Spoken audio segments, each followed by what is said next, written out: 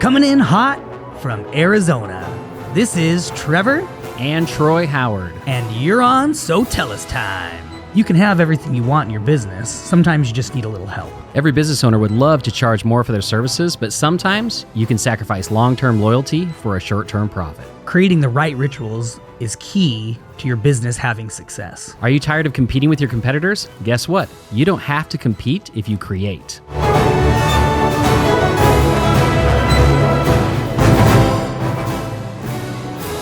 Hey everybody, welcome to another episode of So Tell Us Time. Man, what a fun series we just got done doing, which was all those little kind of more like I would call them micro episodes where we did the multi-series, how to make more sales, right? How to just close, like things that you can do this summer, because we know it's crazy right now. We know kids are in and out of school. Well, they're out of school and they might have sports still. They might have activities and you're working, you're trying to do all this stuff, plus fit in vacations. We know how it goes. Troy and I doing the exact same thing. So it gets crazy. So I hope you guys enjoyed the little micro series where we did all those episodes that were just quick. I think most of them ended up being under 10 minutes, which was awesome. So I love that, actually. I hope you guys like that. I think it helps you focus in for the day and the week and then, really just get to work. So let's keep that momentum moving. And today we're going to be talking about communication is key, the key to success in marketing. Communication and marketing, you need both in order to find that success. Because in this week's episode, we're discussing how it's super important to have communication between the owner, the sales team, and the marketing, because a lot of you are probably hiring marketing people and not just doing in-house marketing, right? And so you have to have this communication between all three of those. And we actually had a scenario just today. This is what's so great. This is what I love about So Tell Us Time is we're living it, right, Troy? We're in it. Absolutely. We're living it. Our clients are there. We're talking with people, and so we're bringing you real life stuff that we deal with, and I know for a fact that you deal with. So, Troy, I'm going to let you jump in on this next part, and I'm not going to take away any more of, this episode. So go ahead. Let's do it. All right. So too many times in business, let me just do this. Have you ever heard the phrase, the right hand doesn't know what the left hand is doing? Totally. I mean, here's the thing. And that's a lot of times what happens in business. Too many times in business as owners, we don't foster this communication between our sales team and our marketing team. Mm-hmm. They don't communicate between the two of them. They don't talk.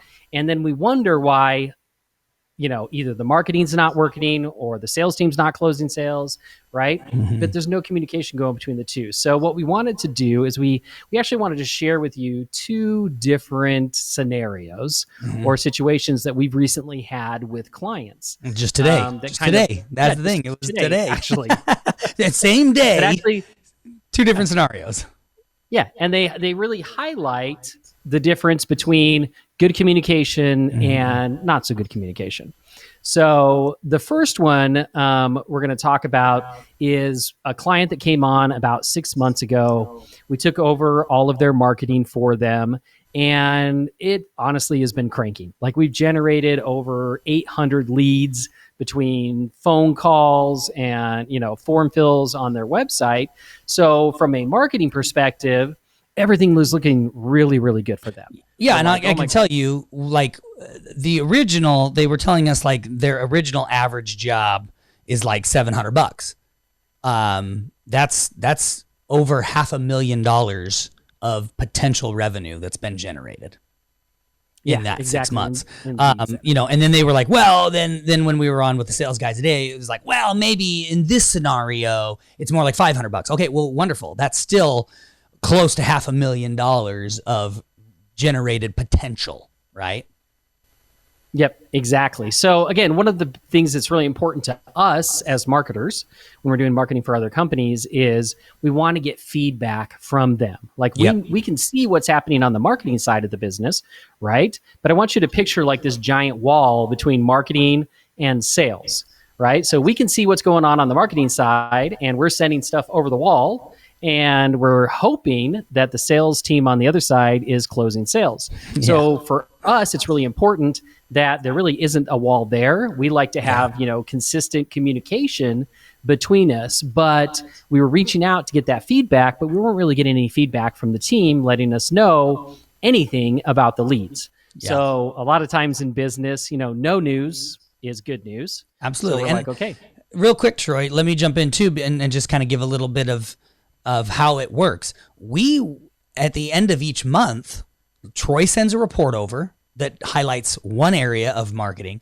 I send a completely different report that highlights another area of marketing. And between those reports, it's like, here's where you're ranking. These are the key words you're doing really well with. Here's how many form fill leads you had. You had, over 400 form fill leads. You had over 500 phone calls.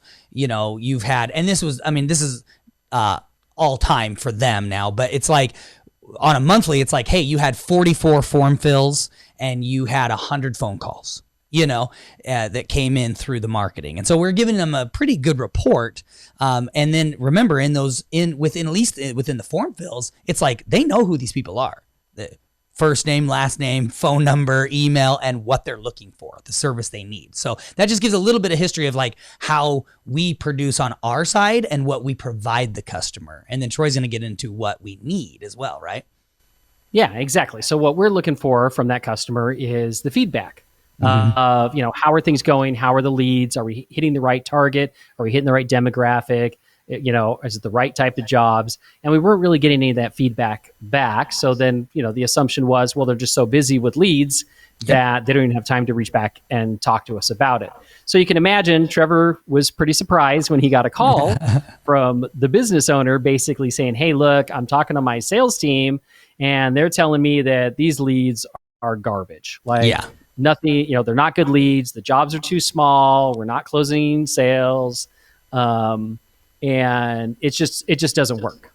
Yeah. So I'll let you kind of take over, Trevor, the conversation, what Sure. you asked them for. Yeah, absolutely. So and here's the thing is, I'm going to say it right now in the middle of this. So if you leave after this point, then you at least have something in your mind that you think, I can move forward with this. I need to move forward with this. But my thing is it is absolutely the worst decision of a business owner to make gut reaction decisions based on what your staff is telling you. Okay. If you don't have numbers, and then you don't have facts. That's the key. If you don't have numbers, you don't have facts. And nothing drives me more crazy than when someone uses the phrase, it feels like. You're a business owner. It doesn't feel like. What is the number? And I'll give you an example. Someone calls up and says, it feels like my phones aren't ringing. Well, hold on. Let's not do feels like.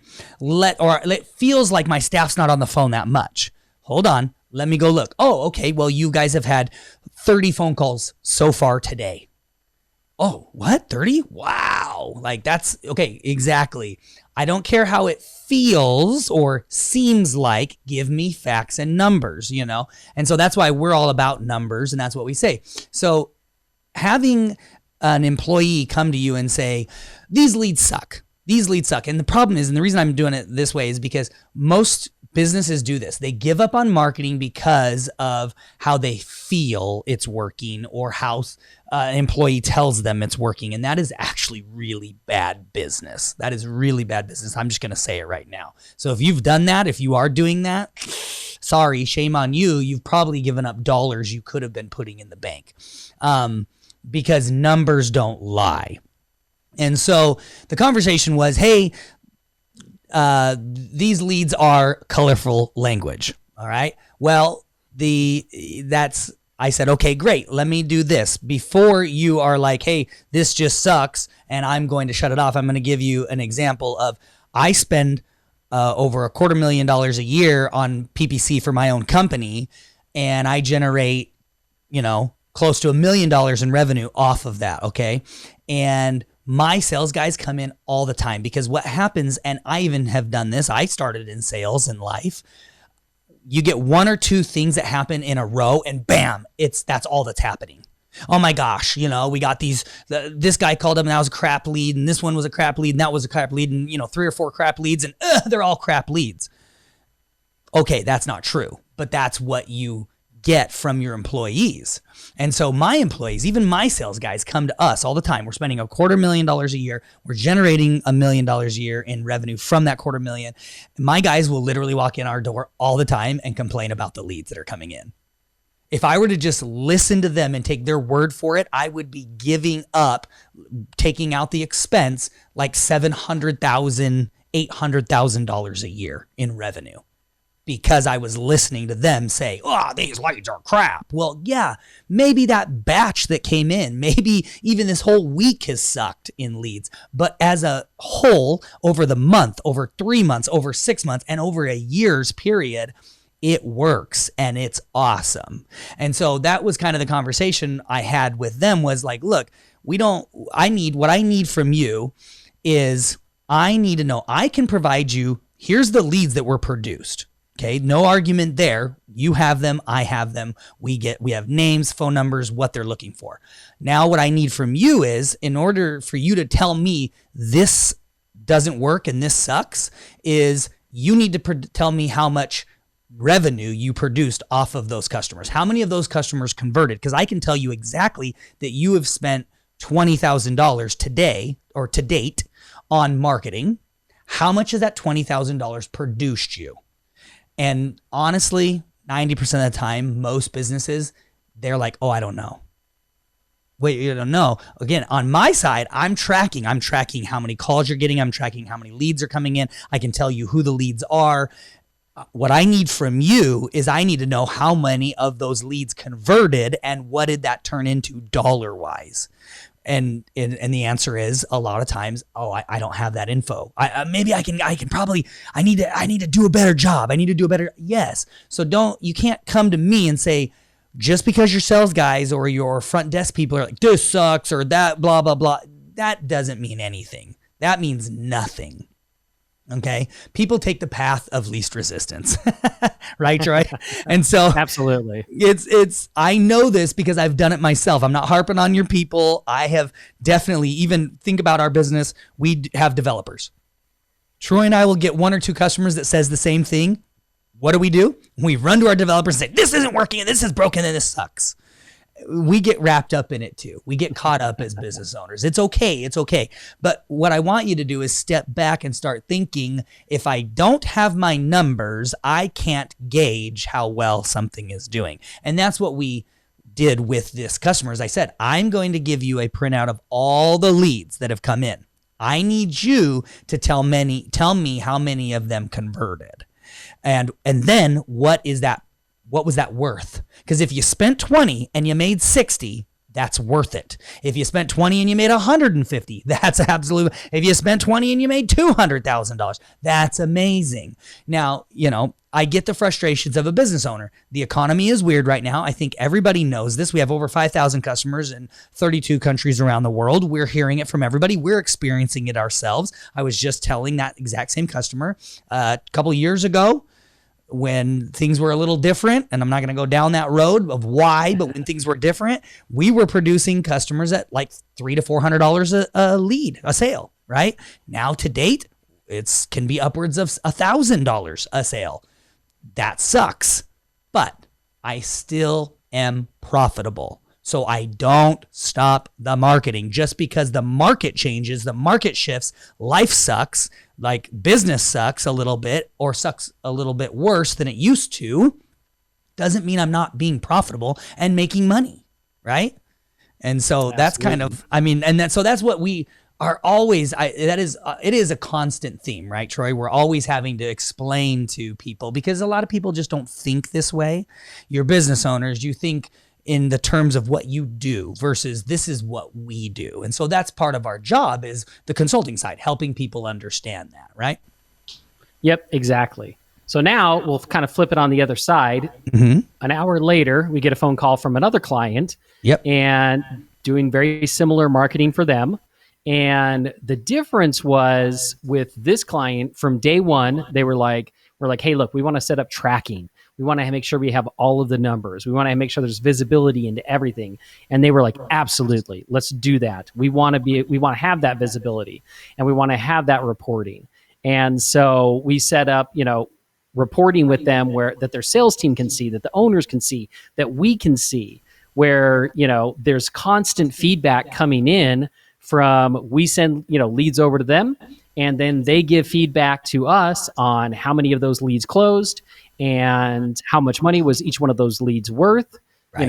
As far as revenue coming into the company. Yep. So, and then they're giving feedback on what type of leads, like, hey, this was a really good lead, or this one wasn't that great, or this one is an existing customer. I don't know how that, why they got in there. And, but really important. So there is this consistent communication going back and forth between us, the sales team, and the business owners. So from a marketing perspective, we're able to hyper focus on the jobs that they really want, because we know what ones are really good and what ones they're like, that one's not that great. It doesn't produce that much of a profit. We don't want those anymore. We're also able to adjust the marketing automation to help them close more sales. Like we had a conversation with them today of, okay, let's talk about the leads that have come in, in the last week. What are you seeing? Well, we're seeing that, a good percentage of them close right off the bat, but we're finding that if we don't get a hold of them in the first 48 hours, then it's kind of a dead lead. Like they don't communicate with us after that 48-hour period. So we're like, okay, perfect. What do we need to do? Well, we need to create some additional automated text messaging and emails and calls that happen in that first 48-hour period to make sure that you have the very best chance to talk to them, and close the sale, right? So again, the feedback coming back from them is helping us hone the marketing in to make sure that we're maximizing every single lead that comes in the door. Another thing was, okay, look, if you don't get a hold of them, or if you can't get a hold of them in the first 48 hours, then they fall off. Great. We also have a special offer that we're doing right now. Let's create some urgency where they claim this special offer, and that offer's good for 48 hours, right? So now they're like, oh, I've got to talk to these guys because otherwise I'm going to miss out on my discount. So again, creating ways to increase communication in that first 48-hour window. But again, all of this was possible because of the communication between the sales team, the owners of the company, and the marketing team. Which is us. So anything you want to add to that scenario, Trevor? Well, and I would say I'm actually even just jumping back to the other scenario. Like very quickly, I said, here, let me give you a sample of 32 of the most recent leads. Tell me what you closed off of that and tell me what it was worth in revenue. And so they were able to come back and say, okay, out of those 32, we closed 9. And immediately he says, that sucks. That conversion sucks. And I said, right, but that's not my job. My job isn't converting them. Your sales guy's job is to convert them. And I said, so what that tells me is we need to work on the sales side. We need to work on the conversion side. We need to help with some automation. We need to help, and he's like, oh yeah, that's true. That's true. But see, a lot of times that gets put on to the marketing. That's another, it's like, well, that conversion sucks. Right. But why are you putting that on the marketing? Put that on to the person converting them, And so you can't judge marketing based on that. And then I said, okay, great. Out of the 9 of 32, out of those 32, but what was the revenue generated? And they were like, oh, I don't have that number. And I said, well, that's the most important number you can have. I don't even care about the conversion, because if the conversion is only at a 3.5%, but you made $40,000 from that conversion, awesome. You spent 20 and you doubled your money. Exactly. Or if you tell me that was worth $7,000, okay, well, you closed 3.5%, you made $7,000. So if we take those numbers and then times it by the 800 leads we've made, again, you made money. Now we hope, because we took a small sample, that your conversion is actually better, and that out of all of them, that number is going to equal a greater number. Sure. But that was the point. And I think that helped them a lot, as they realized, well, yeah, it's like almost like they came into the conversation with like, this doesn't work. And I was like, yeah, it does. And so just out of a small sample, they were like, well, yeah, I guess we did get conversion. You're right. I would like better conversion. I said, great, we can help you with better conversion through automation and taking some stress off of your sales team. But beyond that, before we judge this, let's go get the real numbers and see where we're at. And I think that I said that honestly helps the whole company, because then they all look back. Then it's like the front desk, the sales guy, the owner, everybody is on the same page of like, oh, so this is what it's really doing, right? Yeah. And I think it's just important to kind of for you guys to really think about this, because I know for a fact you've judged different marketing avenues probably prematurely. Most people do. It's not a big deal. It's just that you judge it, you say it doesn't work, and then it's like, bah, but it really does. And in this specific scenario, it's like, we need to know how much we produced in revenue for them, because when you turn off the marketing, you're not going to magically get more revenue. You're not going to magically get more leads and more business. So that just means it's going to go down further. So we need to know, is this being profitable? Because we don't want to turn it off if it's being profitable, because that just means your profits go down. Yep, exactly. So one other thing too that I just want, and Trevor kind of hit it at the beginning, but is there a difference between having an internal team, either sales team and marketing team, versus external teams? And the answer is no, there's no difference. Like if you're paying another company to do your marketing, they should be providing you all of this information about how many leads, calls, all that kind of stuff that's coming in. And then you should be providing back to them what you're closing and what the revenues are, so that, again, you can work with them. Because, again, you're paying them to be a part of your team. So, but it goes both ways as a business owner. You can't just get the reports from them and then not give the feedback to them. And the same thing with your internal team. If you have a internal marketing team and sales team, how often do those two teams sit down and meet and go over the leads and what's going on? We have a meeting in our company every single week, and it's an all company meeting. Yep. And our sales guys are there and they talk about what they're doing. Our marketing people are there and they talk about what they're doing, and they can compare and they can say, hey, look, this is really working really, really well. Or, man, some of these leads we're getting are kind of weird. So there's direct communication every single week between those departments, at least at a minimum in a meeting every week, but there's communication going on throughout the week as well. So it doesn't matter whether you have an internal team, external team, the communication has to happen no matter what if you want to have a successful marketing and sales campaigns. That's right. All right. Anything else, Trevor, you want to add before we go to the last thing homework? is, just real quick, we're way over time because we're after over 20 minutes. But real quick, it's like even on the second customer where it's like we are working directly with them and they're giving us the feedback. They're letting us know how it's going. We're working with them on the conversion side and everything. It's like, I can tell you just in 1 month, we produced them $122,000 in leads. That's the value of the customer, the lifetime value of those customers produced for that month. From them, what I need is, how many did you convert?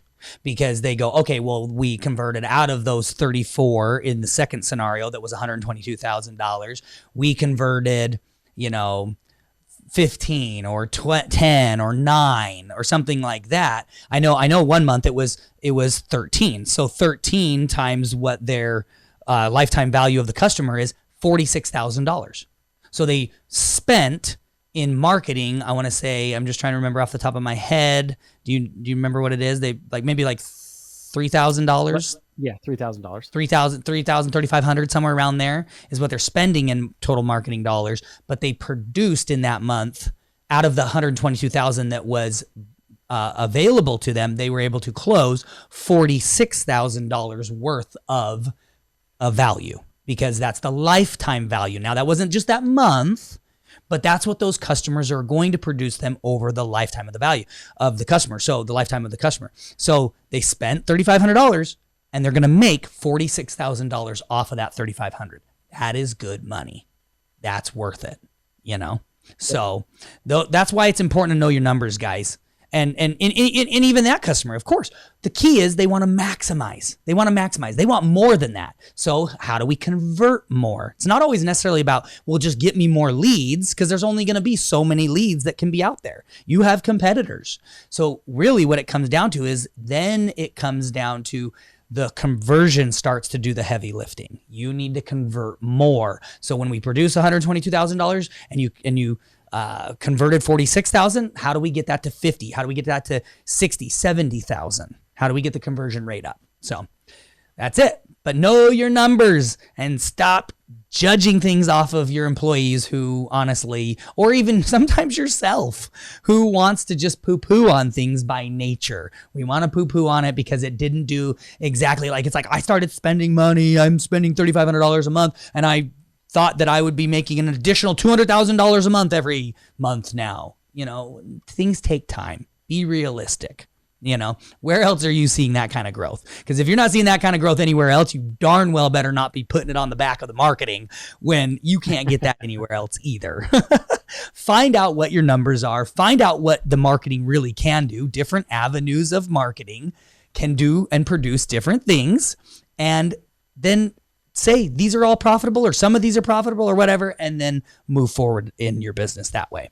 All right, homework, guys. Take a look at your communication between sales and marketing in your company and implement at least one strategy this week to improve the communication. All right, that's it. Simple. We love you. We appreciate you. You guys are awesome. We will catch you guys on the next episode of So Tell Us Time.